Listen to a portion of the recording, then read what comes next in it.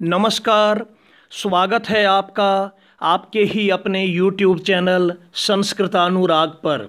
छात्रों, आज हम लोग JCERT द्वारा संचालित 8वीं कक्षा की संस्कृत की पाठ्यपुस्तक सुभाषिका तृतीयो भागः के द्वादशः पाठः सुभाषितानि का अध्ययन करेंगे। तो आइए अब मैं आज के पाठ का अध्यापन कार्य प्रारंभ करता हूँ। द्वादशः पाठः सुभाषितानि, 12वां पाठ सुभाषितानि। सुभाषितानि का अर्थ होता है अच्छी बातें, अच्छे कथन। देखिए पहला श्लोक, न हि सत्यात् परो धर्मः नानृतात् पातकं परम न हि सत्यात् परम ज्ञानम तस्मात् सत्यम विशिष्यते। इस श्लोक का अर्थ है कि सत्य से बढ़कर कोई धर्म नहीं होता। सत्यात मतलब सत्य से, परो मतलब बढ़कर या श्रेष्ठ, धर्म मतलब धर्म।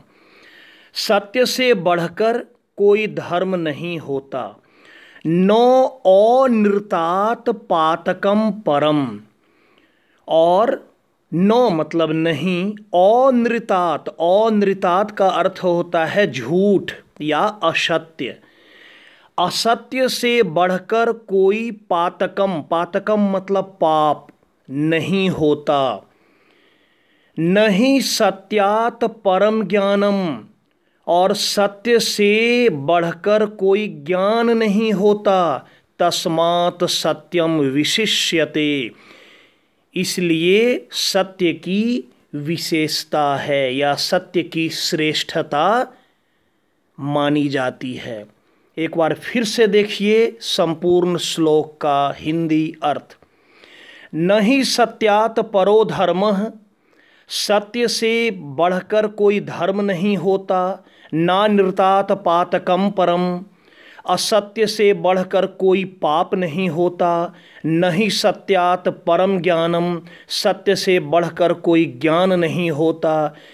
तस्मात् सत्यम विशिष्यते, इसलिए सत्य की विशेषता विद्यमान है या सत्य हर जगह विद्यमान है।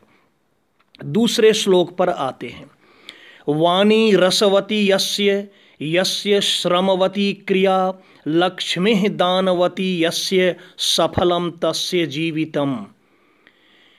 जिसकी वाणी रसवती अर्थात मधुर हो या सार गर्भित हो, यस्य श्रमवती क्रिया, जिसकी क्रिया या जिसका कार्य परिश्रम से युक्त हो।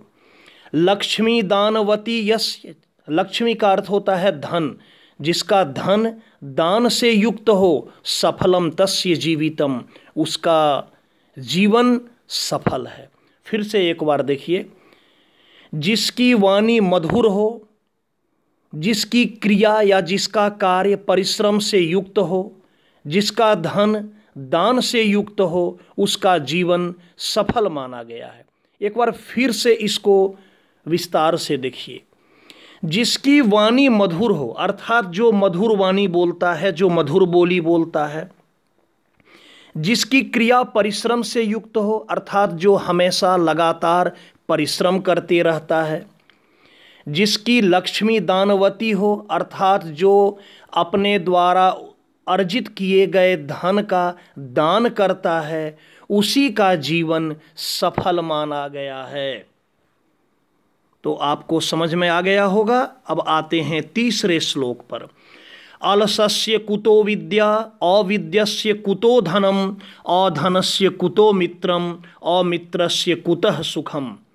अलसस्य कुतो विद्या, अर्थात आलसी व्यक्ति को विद्या कहाँ। अविद्यस्य कुतो धनम, और जो विद्याहीन है उसके पास धन कहाँ। अधनस्य कुतो मित्रम, जो धनहीन है उसके पास मित्र कहाँ। और जो मित्रहीन है, अमित्रस्य अर्थात जो मित्रहीन है, उससे सुख कहाँ। पुनः एक बार देखिए, कहता है कि आलसी व्यक्ति को विद्या कहाँ, अर्थात जो व्यक्ति नित्य अध्ययन नहीं करता, पढ़ाई नहीं करता और आलस्य करता है, उसे विद्या कहाँ, अर्थात उसे विद्या प्राप्त नहीं होती है।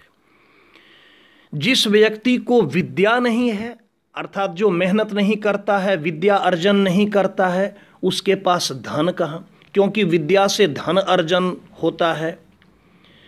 और जिसके पास धन नहीं है उसके पास मित्र कहाँ, क्योंकि जब आपके पास धन है और आपके मित्र को आपके धन की आवश्यकता होती है तो आप उसे मदद कर सकते हैं।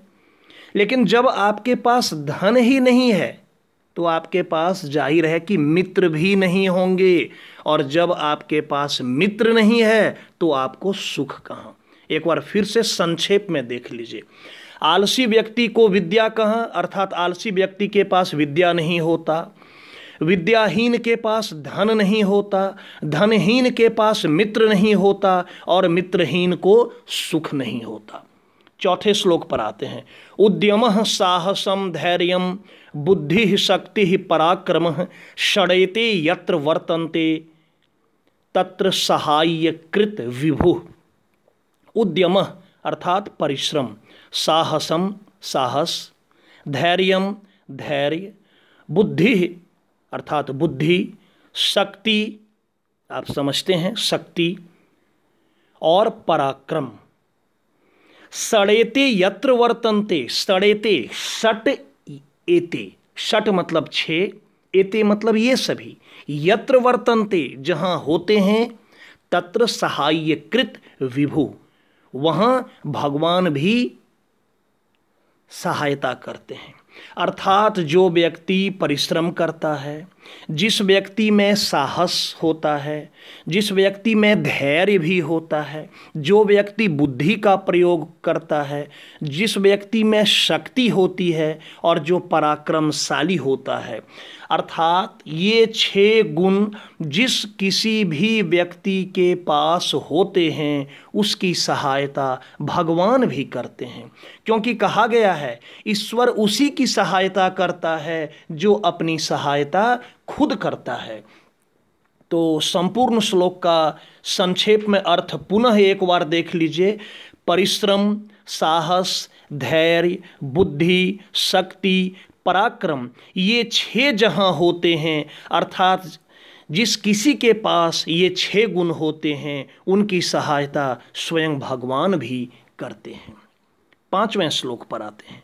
पिबन्ति नद्यः स्वयमेव नाम्भः स्वयं न खादन्ति फलानि वृक्षाः धराधरो वर्षति न आत्महेतो परोपकाराय सतां विभूतयः। पिबन्ति नद्यः स्वयमेव नाम्भः, नदियाँ अपना जल खुद नहीं पीती, अर्थात नदी जो बहती है तो नदियों का जल परोपकार के लिए होता है, दूसरों के लिए होता है। नदियाँ अपना जल स्वयं नहीं पीती।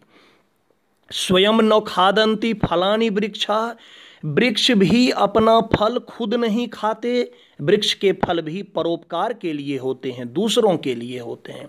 धराधरो वर्षति नो आत्महेतु, मेघ भी अपने लिए नहीं बारिश करता, मेघ जो वर्षा करता है वह अपने लिए नहीं करता, वह भी दूसरों के लिए परोपकार के लिए करता है। तो कहा है कि परोपकाराय सतां विभूतयः, परोपकार जो है, परोपकार का अर्थ होता है दूसरों का उपकार करना, दूसरों की भलाई करना।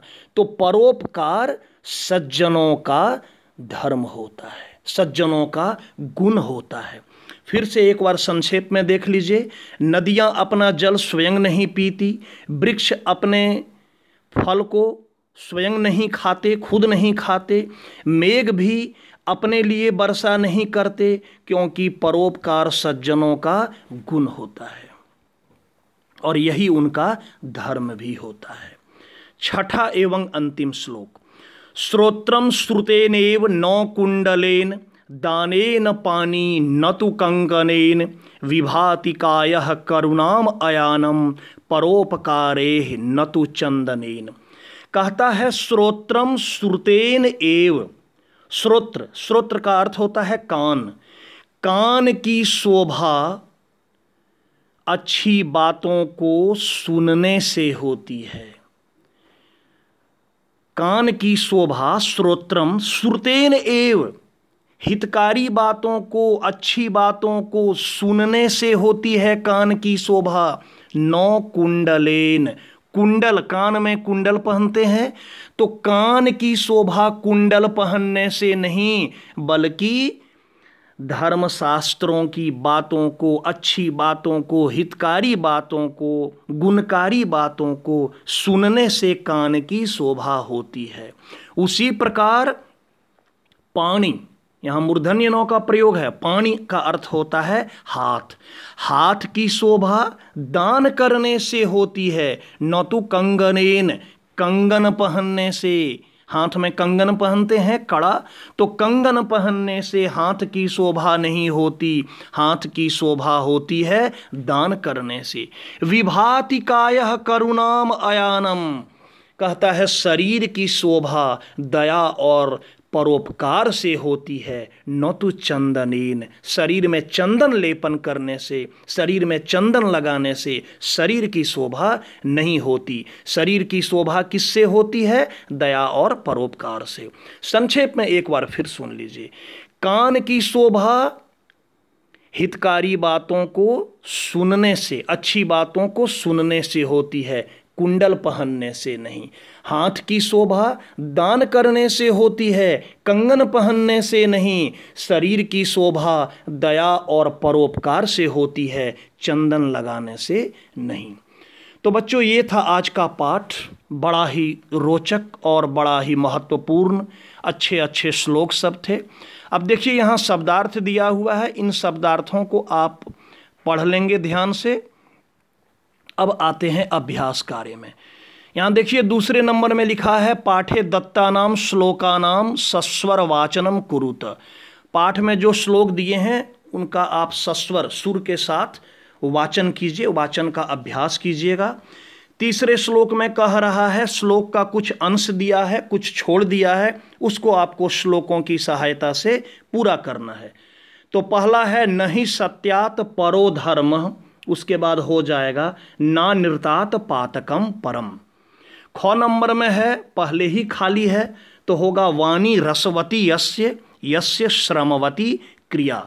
गौ नंबर में है अलसस्य कुतो विद्या अविद्यस्य कुतो धनम। उसके बाद है घ नंबर में पिबंति नद्यः स्वयमेव नाम्भः, और इसका अंतिम में होगा परोपकाराय सताम विभूतयः। चौथे प्रश्न में कह रहा है एक पद में उत्तर लिखना, सत्यात परः कः नो अस्ति, इसमें होगा धर्मः। उसके बाद है अनृतात परः किम नो अस्ति, यहाँ हो जाएगा पातकम, कि झूठ से बढ़कर क्या नहीं है, तो हो जाएगा पातकम अर्थात पाप। नद्यः किमर्थम वहंती, हो जाएगा परोपकाराय, नदियां किस लिए बहती हैं, तो परोपकार के लिए। घ नंबर में है सताम विभूतयः कस्मेव भवन्ति, सज्जनों का जो कार्य होता है वह किसके लिए होता है, यह भी हो जाएगा परोपकाराय। उसके बाद कायः केशाम विभूति विभाति, शरीर की शोभा किससे होती है, तो इसमें होगा करुणाम अयानम। और कस्य विद्या नास्ति, इसका होगा अलसस्य। और अंत में है कस्य सुखम नास्ति, इसका हो जाएगा अमित्रस्य। उसके बाद पांचवें प्रश्न में है अव्यय को चुनकर लिखना है, तो अलसस्य कुतः विद्या, यहाँ अव्यय है कुतः। सड़ेते यत्र वर्तन्ते, यहाँ हो जाएगा यत्र। तत्र सहायकृत विभु, इसमें होगा तत्र। पिबन्ति नद्यः स्वयं एव नाम्भः, यहाँ हो जाएगा एव। और दानेन पानिः नो तु कंकनेन, तो यहाँ हो जाएगा नो तु। उसके बाद छठे प्रश्न में कह रहा है, शब्द दिया है और पाठ से चुनकर आपको लिखना है। इससे अधोलिखित तद्भव शब्दानाम कृते पाठात संस्कृत पदानि, यहाँ जो तद्भव है अर्थात हिंदी है, इसका संस्कृत चुनकर लिखना है। तो कुछ काम आपके लिए भी छोड़ देता हूँ, होमवर्क के लिए, गृह कार्य के लिए। तो छठे प्रश्न को आप स्वयं कर लेंगे। सातवां प्रश्न में कह रहा है शब्दों का वाक्य में प्रयोग करना, इसे भी आप कर लेंगे। आठवें प्रश्न में है प्रश्न निर्माण, ये मैं करा देता हूँ। नहीं सत्यात परम ज्ञानम, तो सत्यात के जगह पर हो जाएगा कस्मात और हो जाएगा नहीं कस्मात परम ज्ञानम और क्वेश्चन मार्क। ख नंबर में होगा सत्यम के स्थान पर किम, गौ में तस्य के स्थान पर कस्य, घौ में वृक्षाः के स्थान पर के और अंत में सताम के स्थान पर हो जाएगा केसाम। तो बच्चों ये था आज का पाठ और उसका अभ्यास कार्य। तो मेरे छात्रों, अगर आपको मेरा यह वीडियो पसंद आया हो तो कृपया इसे आप लाइक, कमेंट एवं शेयर करके मुझे प्रोत्साहित करने का कार्य करें, ताकि आगे आपके लिए मैं और भी बेहतर एवं उपयोगी वीडियो बनाने का कार्य करता रहूं। साथ ही मेरे इस चैनल संस्कृतानुराग को यदि आप अब तक सब्सक्राइब नहीं किए हैं तो इसे आप अवश्य सब्सक्राइब कर लें एवं नोटिफिकेशन को भी ऑन कर लें, ताकि मेरे द्वारा इस चैनल पर अपलोड किए गए प्रत्येक वीडियो की सूचना सर्वप्रथम आपको प्राप्त हो जाए। धन्यवाद।